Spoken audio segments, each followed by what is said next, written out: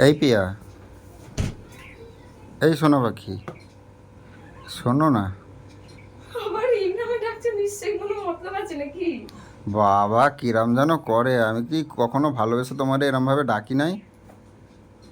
ডাকো যখন মতলব থাকে তখন। মতলব বাহ, থাকতে করবে আবার না। মতলবের কি আছে? মতলব ছাড়া তোমার মনে হয় কখনো ডাকি নাই? না, ডাকো না। ডাকি না? মতলবেই ডাকো। আচ্ছা ঠিক আছে, মতলবে। আচ্ছা ঠিক আছে, শুনবা তো একবার কি বলছি? কি হয়েছে বলো, শুনতে পাচ্ছি তো সবই। এখানে আসো, বসো।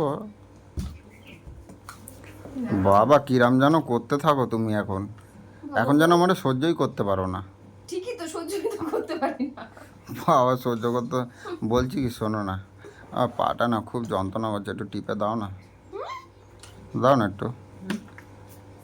আমার শরীর খারাপ, কোথায় আমার একটু সেবা যত্ন করবে? ওইদিকে ঘুরে বসবস করে সারা রাত ঘুমাচ্ছে, আর আমি সারা রাত ছটকাচ্ছি। একবারও দেখো না। আর এখন পা টিপে দাও। বাবা আমি, শুয়ে শুয়ে পা ব্যথা হয়ে যায় নাকি তুমি তোমার? ঘুমিয়ে পড়লে তুমি জানবা কি করে আমি তোমার মাথায় সারা রাতে হাত বুলাইছি কি না? তুমি মাথায় হাত বুলিয়েছো? আমি সারা তাহলে রাত ঘুমাইনি। তার মাথা হাত বুলিয়েছে কে? আমি বাবা দেখিনি। কিরাম করতে থাকে বাবা, বিয়ের আগে তো বলতেও লাগতো না, নিজে এসে পা হাত পা টিপতা, মাথা টিপতা, আরো কত মিষ্টি মিষ্টি কথা বলতো। ওরে আর বাবা এখন রে, আর বিয়ের আগে আমার একটু শরীর খারাপ হলে তোমার রাতের ঘুম উড়ে যেত। 50 বার ফোন করতে। কই, এখনো তো রাত্রে ঘুমাই কোথায়, তোমারে হ্যাঁ, দেখি সে তো। তো বলছি তো আমি, সেটা তো আমি জানি তো। তুমি কত আমার খেয়াল রাখো।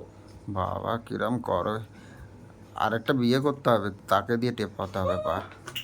হাসাইলা, বিয়া করতে হবে, করো।